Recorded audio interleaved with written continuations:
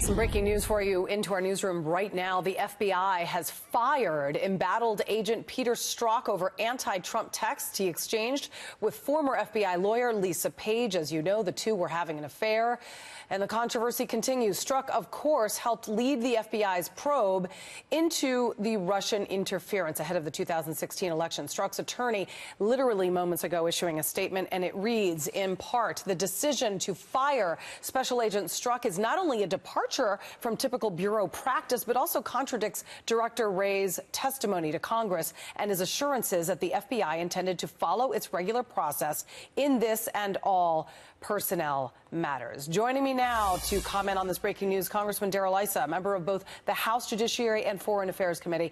What's your take on his firing? This is pretty big news.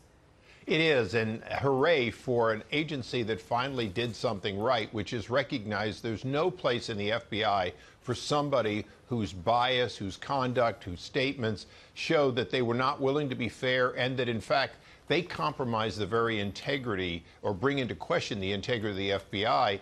So hooray that they didn't wait any longer. They waited a long time. Yeah, this is a 22-year veteran who displayed clear bias against Trump in those text messages. What took so long? Well, the process of getting rid of anyone in federal government other than political appointees is long and laborious. They're usually covered by one or even two different protections, the Civil Service Act and unions.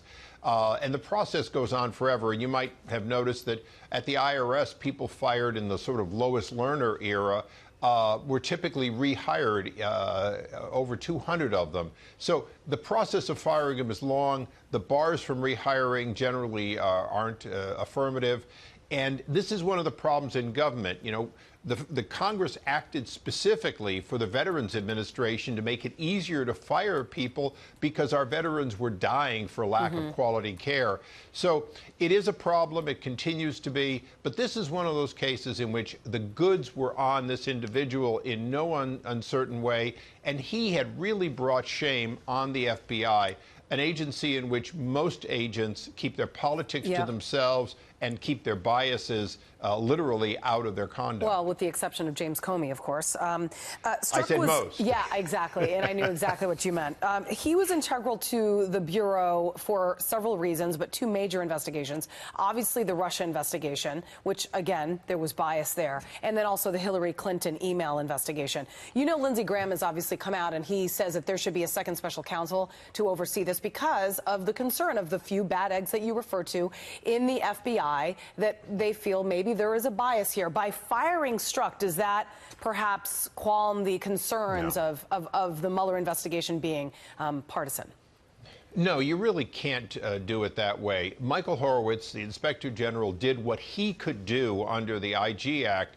But you do need somebody with subpoena authority, somebody that demands documents, many of them outside the Department of Justice and from former employees, to get to the bottom of it. You can't have an agency investigate itself effectively, but particularly when it's the agency that has all the power. You might remember that one of the things that Strzok did was he held on to his ability to personally declassify information, which meant he could leak information by declassifying it, making it public. He held on to a lot of those capabilities that helped him essentially create a legal way to spy on a candidacy of President Trump. Does this further boost, then, Lindsey Graham's claim that he believes that a second special counsel should be appointed? Because let's remember, you need to have prosecutorial power in order to continue to, hold these people accountable, and there needs to be accountability here, and sadly, within the FBI itself. Well, the Attorney General oversees all of these, and he has not recused himself from corruption and misconduct within his agency, Department of Justice.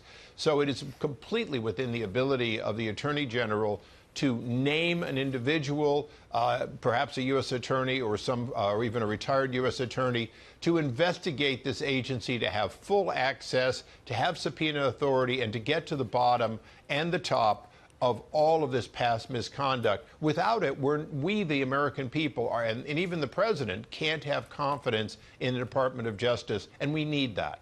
All right, Congressman Darrell Issa, thank you very much.